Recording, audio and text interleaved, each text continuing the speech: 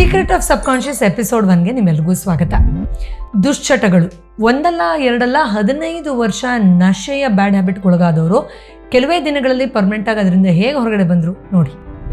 ಸುಮಾರು 15 ವರ್ಷದಿಂದ ಪುಡಿ ಹಾಕ್ತಾನೆ ಇದ್ದೆ. 15 ವರ್ಷದಿಂದ ಪುಡಿ ಹಾಕ್ತಾ ಇದ್ದೆ. ಹೇಗೆ ಬಿಡೋದಿದ್ದು ಅಂತ ಹೇಳಿ ನನ್ನ ಮನಸ್ಸು ಹಾಳಾಗಿ ತಗೊಂಡ ನಸೆ ಪುಡಿನ ಈ 15 ವರ್ಷದಿಂದ ಇವಾಗ ನಾನು ಸಂಪೂರ್ಣ ಬಿಟ್ಟಿದ್ದೇನೆ. ಧ್ಯಾನ ಮಾಡಿ ಬಿಟ್ಬಿಟ್ಟಿದ್ದೀನಿ. ಈಗ ನಾವು ಖುಷಿಯಾಗಿದ್ದೀನಿ. ನನಗೆ ಕೆಮಿಕಲ್ ಬೇಕು ಅನ್ಸಲ್ಲ. ಈಗ ಆರೋಗ್ಯ ವೈದ್ಯಕ ಬಗ್ಗೆ ಎಲ್ಲ ಪಾಸಿಟಿವ್ ಆಗಿದೆ. ಪಾಸಿಟಿವ್ ಎನರ್ಜಿ ನನ್ನಲ್ಲಿದೆ ಅಂತ ಹೇಳೋದು, ನಿಮ್ಮ ಎಣಿಸ್ಕೊಂಡು ಹೇಳೋದು, ನಿಮ್ಮ ಕಣ್ಣುಗಳನ್ನ ಎದುರಿ ಬಂದು ಹೇಳೋದು.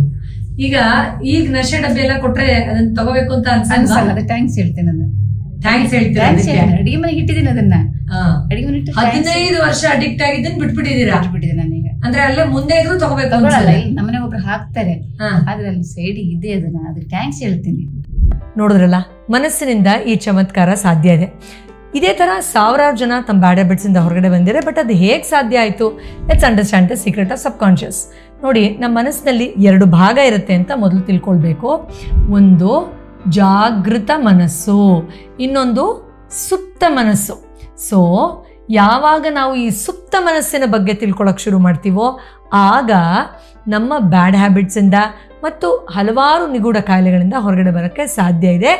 ಈಗ ನಮ್ಮ ಥೆರಪಿ ಕ್ಲೈಂಟ್ ಅವ್ರ ಒಪಿನಿಯನ್ ಶೇರ್ ಮಾಡಿದ ಹಾಗೆ, ಎಸ್, ಇದರ ಬಗ್ಗೆ ಒಂದು ಡೀಟೇಲ್ಡ್ ವರ್ಕ್ಶಾಪನ್ನು ಆಫ್ಲೈನಲ್ಲಿ ಡೈರೆಕ್ಟ್ ವರ್ಕ್ಶಾಪ್ ಆಗಿ ಇದೇ ತಿಂಗಳು ಮೇ 30ನೇ ತಾರೀಕು ಆಯೋಜಿಸ್ತಾ ಇದ್ದೀವಿ. ಬನ್ನಿ, ಇನ್ ಡೀಟೇಲ್. ಆಲ್ರೆಡಿ ನಮ್ಮ ಹತ್ರ ಏನು 15 ವರ್ಷದಲ್ಲಿ ಲಕ್ಷಾಂತರ ಜನ ಸ್ಟೂಡೆಂಟ್ಸ್ ಕಲ್ತಿದ್ದಾರೋ, ನೀವು ಕೂಡ ಅದನ್ನು ಕಲ್ತ್ಕೊಂಡು ಈ ಥರದೊಂದು ಚಮತ್ಕಾರವನ್ನು ಯಾವ ಥರ ಉಪಯೋಗಿಸ್ಕೊಳ್ಳೋದು ಅಂತ ತಿಳ್ಕೊಳ್ಳಿ.